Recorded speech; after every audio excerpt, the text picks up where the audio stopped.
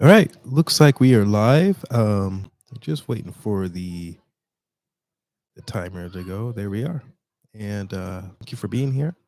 I want to welcome you in. And hopefully, if you don't know who we are Saw Yoga courses where we're going to be talking about things yoga and how you can benefit from learning about yoga. And just a mic. If you don't know much about yoga, this is a great live for you to be a part of today because we're going to talk about different styles and how different forms of yoga can be beneficial for you at different times, why you may do which one, and why they may be important. And I'm going to be here if anyone has any questions to answer them right away. I'm a yoga teacher, trainer, and a practitioner. I've been doing yoga and teaching yoga at a professional level for a long time now. And I think some of the insight I have could be pretty helpful for you. So hopefully you can take some of that information and really benefit from it and find a way to use it as a practical piece of your life. So let's go ahead and talk about some of these things. And this is just who I am. I'm your host. I'm going to go over some ways that we could really dive into yoga. So let's start with why you may start to do yoga in the first place. You may start to do yoga often due to the insistence of a doctor. A friend or a family member might have recommended it. You may have seen it on TV and thought you can use a little bit of the flexibility and range of motion that comes from it. You've seen others who do it. They talk about how good they feel, how calm, relaxed, and better their back feels from participating in yoga. All these are tangible reasons why you may want to get started in yoga, especially if you've never done it before. So, the hard part is finding an experienced practitioner who can help you with that and guide you through it. So, one thing you're going to want to do is look out for in your local area someone that could be helpful, maybe someone that can be hands on and give you a complete way to understand what to do and how to do it. And this is a concept that you could get from a local person a lot easier than maybe someone who is online or further away, just because they can have that in person approach that can help you out. Now, if you find someone online, there's nothing wrong with that as well. But it's always kind of nice if you can have someone that is face to face that can help you out with some of your adventures with getting started with yoga, at least initially. If you can't, you're just in an area where it's not really practical or feasible, then you're gonna probably need to resort to someone good online that can help you and assist you, someone that you seem to have a good rapport with, a level of trust, and a bit of an understanding. They kind of know how to work with you, and you kind of understand how their instruction model should follow.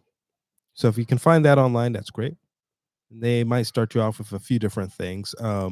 One thing you're going to see a lot on TV are these little poses that are like tree pose or warrior. You may hear some of those terms. And I want to share what a few of them look like. So we're going to do a simple Google search. Let's go ahead and jump right into share screen.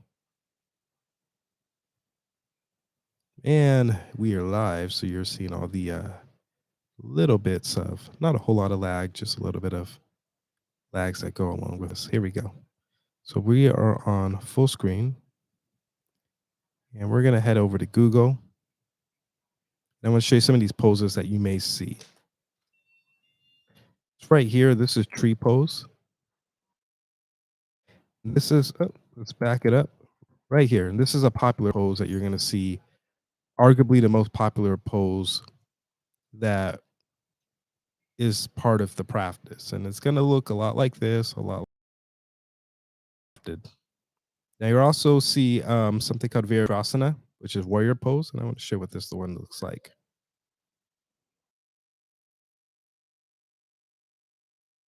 You're going to see things like this. This is warrior one. This is warrior two. There might be reverse. This is warrior three. And I'm going to try to show you reverse warrior right here and here.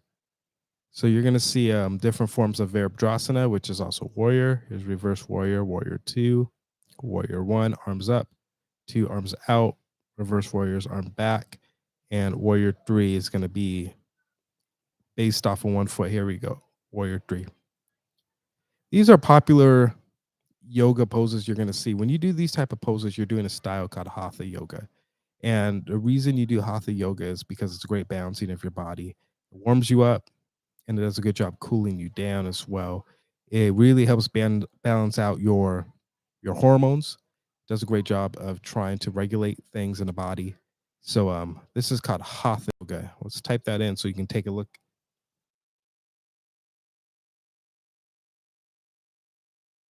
This is the most popular form of yoga, at least in the West.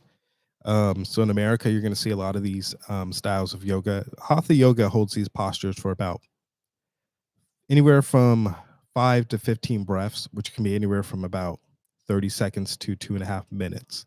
So you're going to do a posture. You're going to hold it for about 5 to 15 breaths.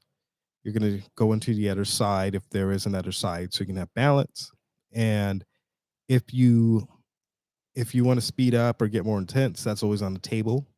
And so you might have some hatha classes that are very intense. Get a good workout, you get a good stretch, you get a good sweat. And you can have hatha classes that are a lot more gentle. You don't have to go into the splits. You don't have to go in downward dog and hold and hold. You can. Some of these hatha poses can be quite tasking, and some of them can be quite easy on you, your body, your joints, and your ligaments. So it really just depends where you are in the practice. If you're feeling pretty good about where you are in the practice, then you're not going to be so concerned and worried about some of these postures really tasking you too much because you're going to be feeling pretty good about them, and you won't have to worry so much about the fact that they may be difficult for you to do, but they just might be part of your routine, a way for you to focus, to be calm, try to do something that's slightly challenging, but you know it's coming, and you can prep for it and feel pretty good when you do it and breathe through it. That's a big part of the hatha.